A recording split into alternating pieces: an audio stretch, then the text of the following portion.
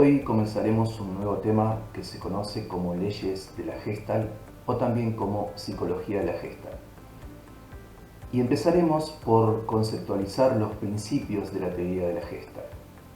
La palabra Gestalt no tiene un significado único, sino que se puede entender como forma, figura o estructura. El movimiento Gestalt o gestáltico también nació en Alemania bajo la autoría de los investigadores Wertheimer, Kohlhaas y Kühler durante las primeras décadas del siglo XX. Estos autores consideran la percepción como el proceso fundamental de la actividad mental y suponen que las demás actividades psicológicas como el aprendizaje, la memoria, el pensamiento, entre otros, dependen del adecuado funcionamiento del proceso de organización perceptual. En consecuencia, la teoría de la Gestalt afirma que el ser humano tiene una inquietud permanente, que es encontrar equilibrio a su entorno, buscándole coherencia, sentido y factibilidad de dominio. Entonces, ¿de qué manera percibimos cada uno de nuestro exterior? El cerebro humano tiende a leer totalidades, asociando elementos presentes con significantes preadquiridas y jerarquizarlas de acuerdo a conceptos objetivos y subjetivos.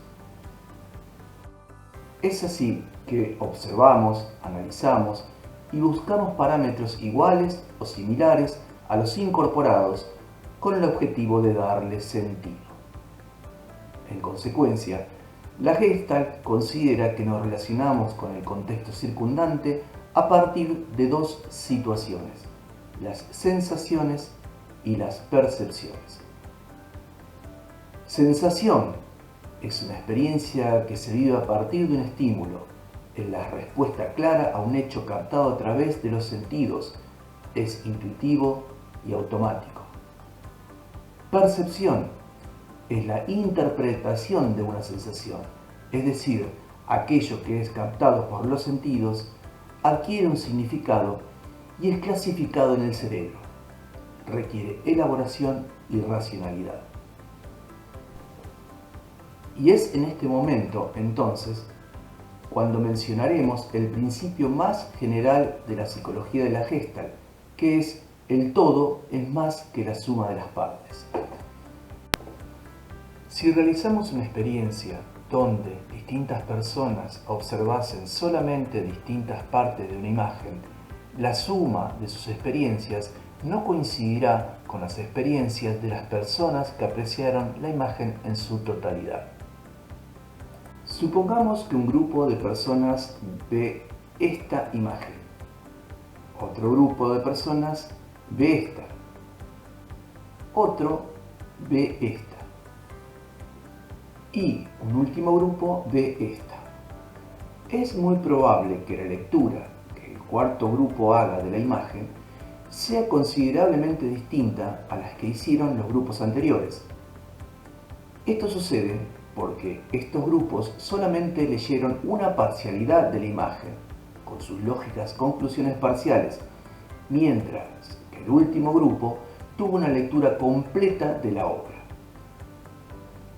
Lo mismo sucede con estos ejemplos.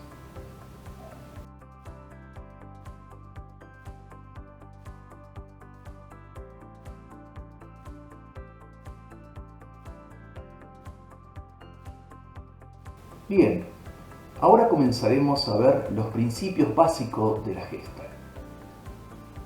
Y estos principios se manifiestan a partir de la relación de las formas y su entorno, la relación de las formas entre sí y las características propias de las formas.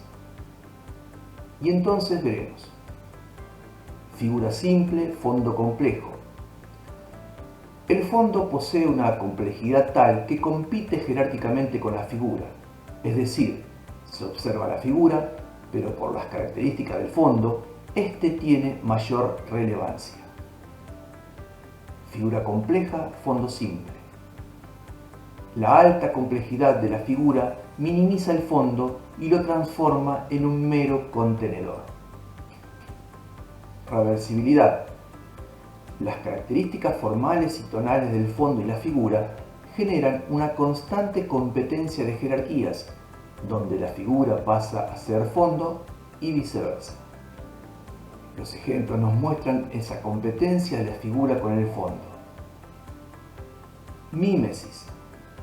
Las características formales y tonales de la figura y del fondo son similares, confundiéndose uno con otro, eliminando así las jerarquías de lecturas. Es decir, la figura y el fondo se encuentran en un mismo nivel de lectura, tornándose por momentos dificultoso definir cuál es uno u otro. Principio de cierre. Las imágenes con formas cerradas y acabadas son más estables. En consecuencia, si existen áreas que no se visualizan, el cerebro humano tiende a completar las formas percibidas buscando un mejor reconocimiento y estabilidad. Esto es posible ya sea por conocimiento de las formas leídas o por la disposición de los elementos que conforman la obra. Principio de continuidad. La mente continúa un patrón, aun después de que el mismo desaparezca. Se ve una imagen o figura al principio y, aunque no veamos claramente el final, nuestro cerebro le asocia la continuidad. Principio de agrupamiento. Con el objetivo de organizar el espacio, el cerebro tiende a agrupar las formas intervinientes en el entorno. Este agrupamiento puede estar dado por las distancias que existen entre las formas, como así también por las similitudes que presentan las formas. Agrupamiento por proximidad. El cerebro tiende a agrupar elementos que se encuentran a menor distancia, considerándolos como un todo y con significaciones propias. En consecuencia, este principio se presenta cuando las distancias entre los elementos que componen los grupos es menor que las distancias entre esos grupos. En los ejemplos se muestra cómo los elementos, más allá de sus características formales y tonales, se los leen como un todo por la cercanía existente entre ellos. Agrupamiento por semejanza. El cerebro tiende a agrupar los elementos similares. Estas similitudes pueden estar dadas por el color, las formas, los tamaños o el sentido de dirección, entre otras características.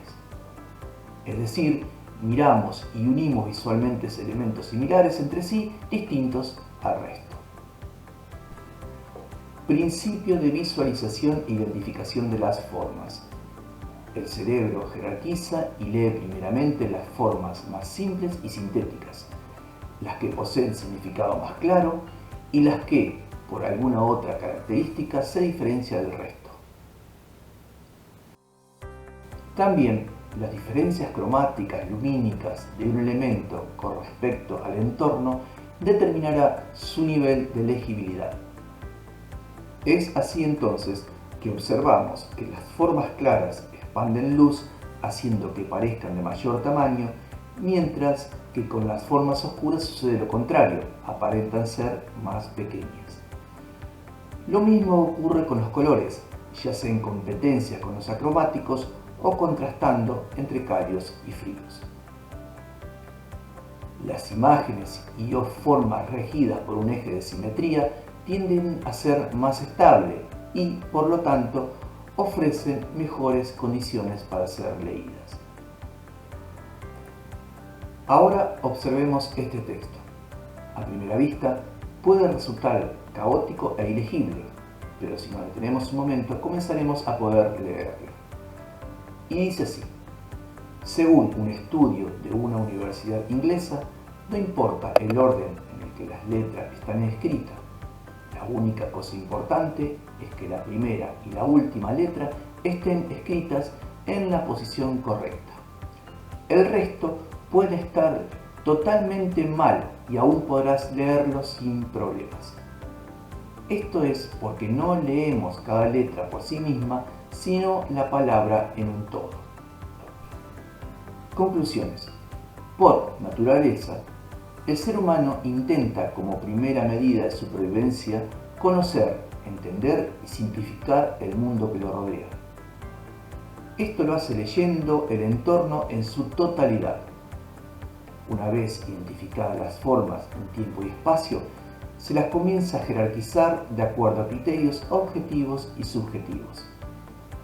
Este ordenamiento se organiza desde dos puntos de vista: en relación a competencias jerárquicas, es decir, la relación campo y figura, y en relación a las características propias de las figuras que las vinculan o las diferencias de las otras, agrupamiento por similitudes, contrastes, etc.